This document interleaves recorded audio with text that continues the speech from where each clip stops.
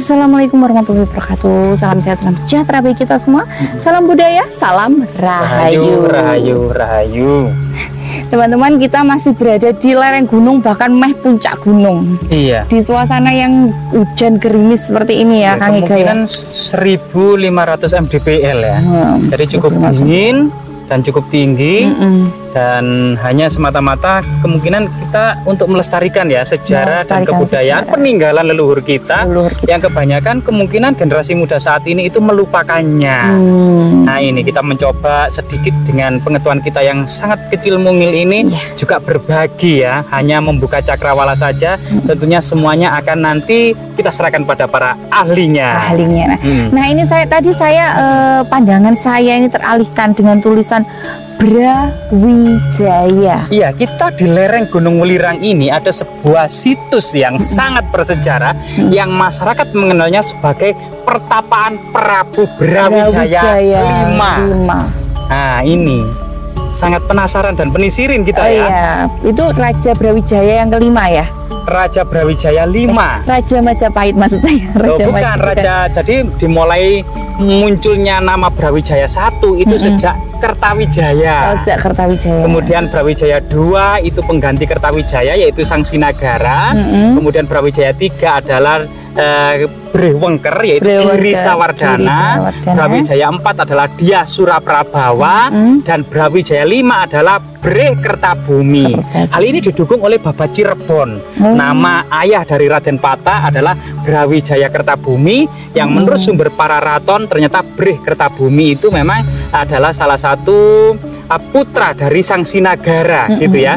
Sang Sinagara salah satunya adalah Bre Koripan atau Kahuripan, Bre Pamotan, Bre Pajang dan Pamusuh Bre Kertabumi.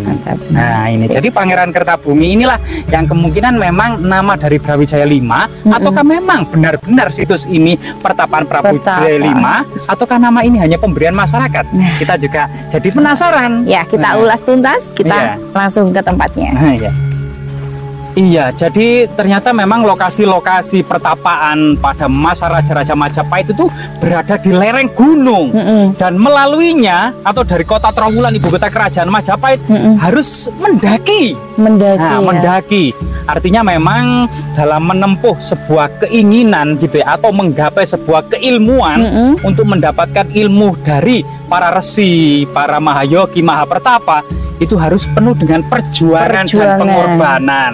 Nanti akan baik itu leluhur atau mungkin orang-orang akan melihat sejauh mana ya seseorang ini atau pemuda ini dalam memberikan pengorbanan atau perjuangan di tengah-tengah masyarakat. Nah, ini. Wah, di depan medannya sangat ekstrim kelihatannya. Iya. Jadi ini ada tanjakan penuh dengan struktur balok-balok batu candi. Nah, ini sebuah tahapan-tahapan ya mengingatkan kita pada sebuah tahapan-tahapan hidup yang harus kita lalui yang sebenarnya memang tidak mudah kan gitu ya. Betul sekali. Teman-teman bisa lihat ya.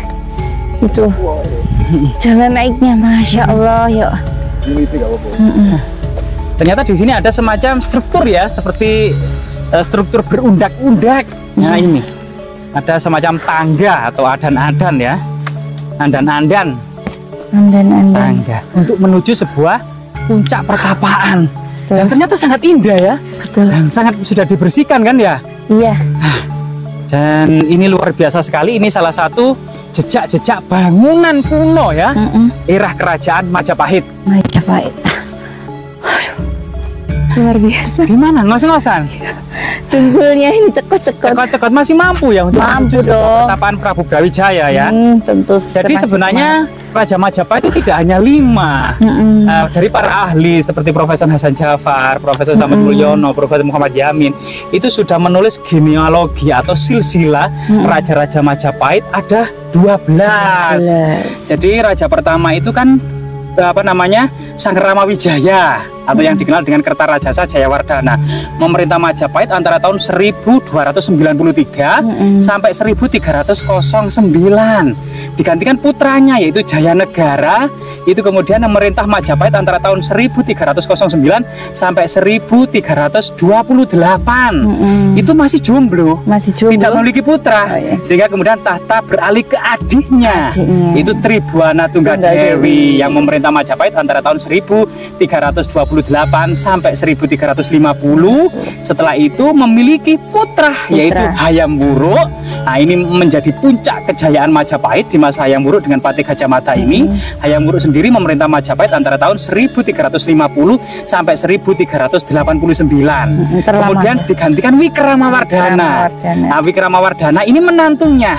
Karena putri dari Hayam Wuruk, Kusumawardhani atau Nagarawardhani ini kemudian menikah dengan keponakannya yaitu Wikramawardhana, dan mereka berdua itu memerintah Majapahit ya antara tahun 1389 menggantikan Hayam Wuruk sampai tahun 1329.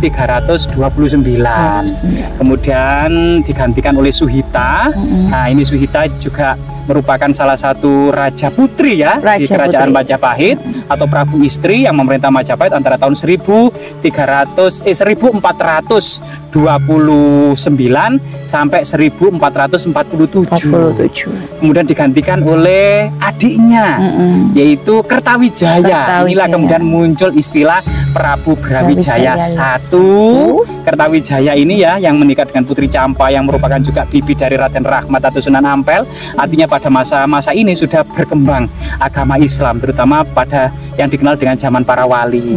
Kertawijaya sendiri kemudian digantikan oleh Sang Sinagara, hanya memerintah sebentar antara tahun 1423 gitu ya, 1451 sampai 1453. Kemudian 3 tahun tidak punya raja di Majapahit ini. Berarti banyak masalah internal raja ini.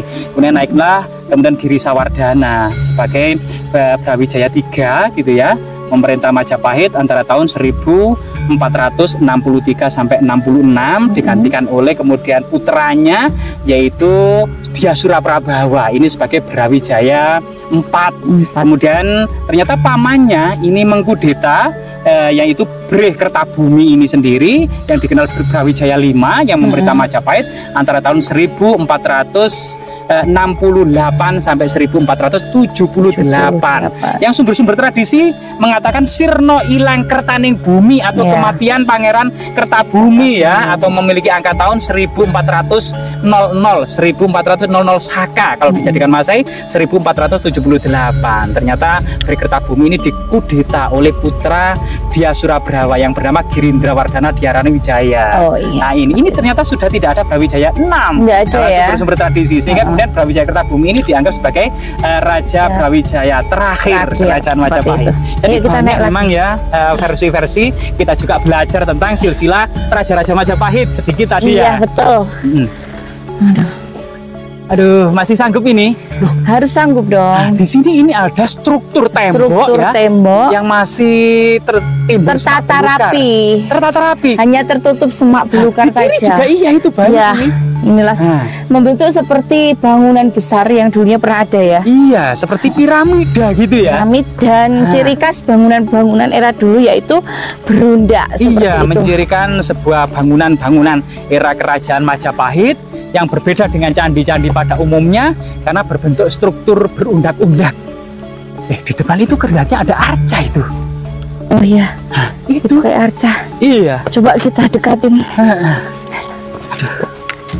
Mas, sana ada arca lagi. Iya. Kayaknya arca Dwara Pala ya, penjaga pintu gerbang ya. Penjaga pintu gerbang. Yang ini arca apa ini? Itu dari sana mungkin. Kayak seperti binatang, bukan? Iya, kayak banteng ya. Iya. Nah, jadi rahayu. Mungkin dari sini akan terlihat. Nah ini. Nah, mungkin gambaran bisa dari arah sana ya, akan terlihat. Ternyata adalah arca katak. Arca katak ya. Ya. Arca katak bengkong. Yang arca katak bengkong ini memang pada masa lalu identik dengan hujan. Hujan sebagai lambang kesuburan. ya, atau sebagai lambang kemakmuran gitu ya.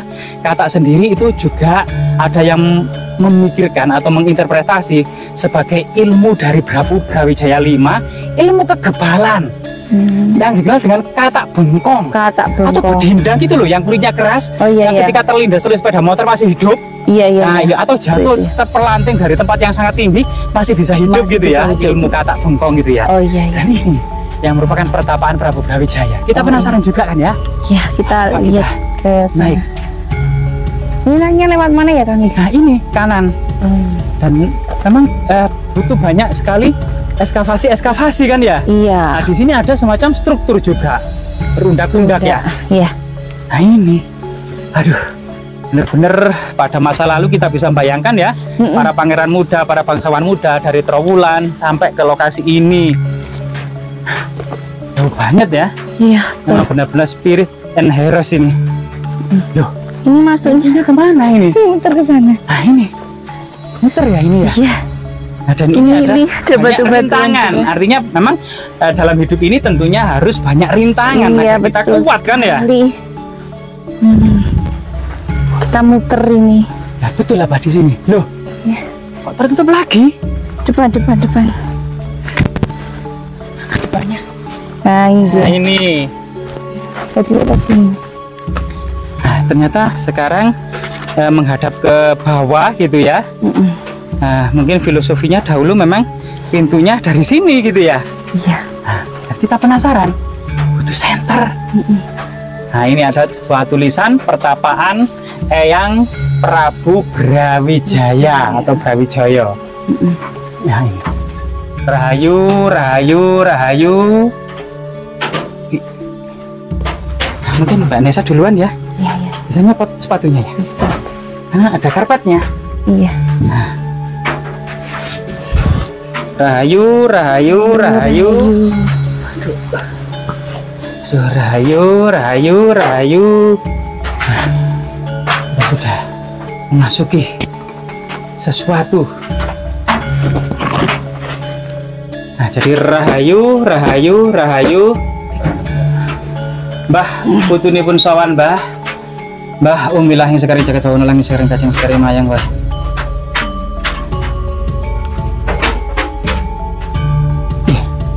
Mbak Nisa. Iya.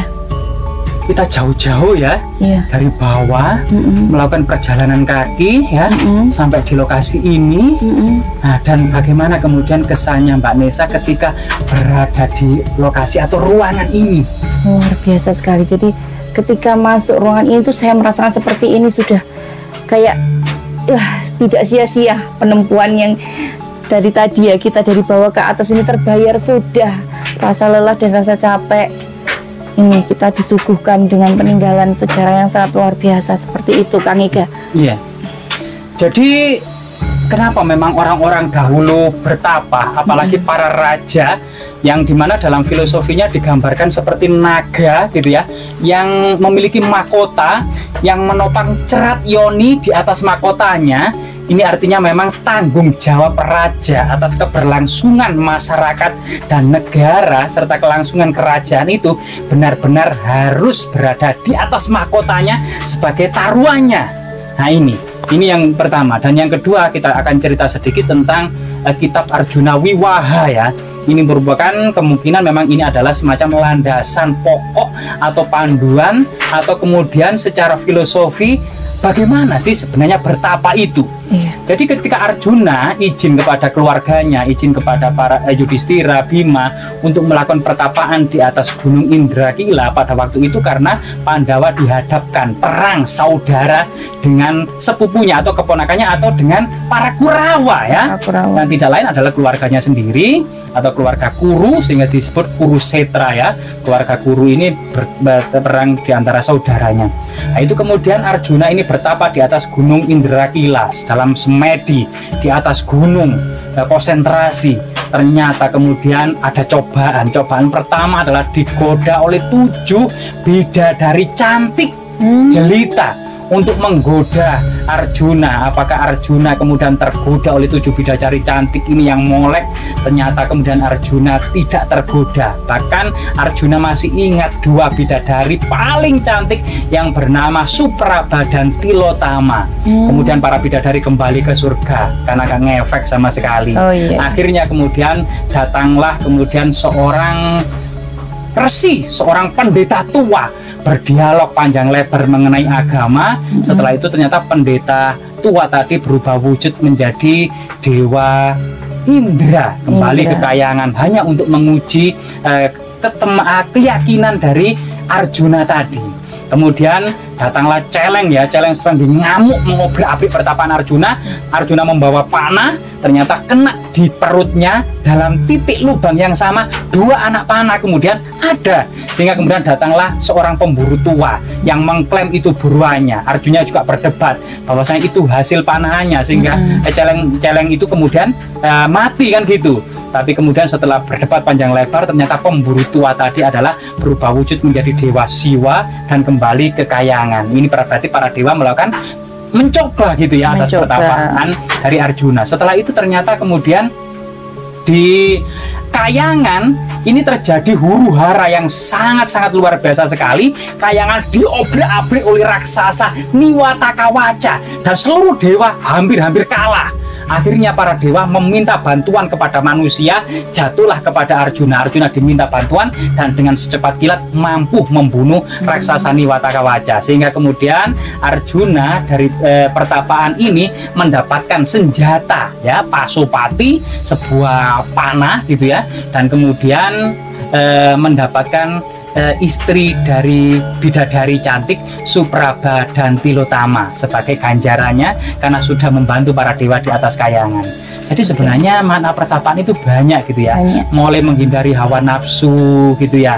Mulai kemudian pengetahuannya harus tinggi dalam kebijaksanaan, tidak boleh marah-marah. Kemudian yang ketiga adalah harus membantu para dewa gitu ya, untuk memusnahkan keangkaran murkaan. Nah, ini salah satu yang sangat penting, dan tentunya ini mungkin garis-garis besar bagaimana dan siapa orang bertapa pada waktu itu, termasuk dilakoni oleh para raja Majapahit. Betul sekali.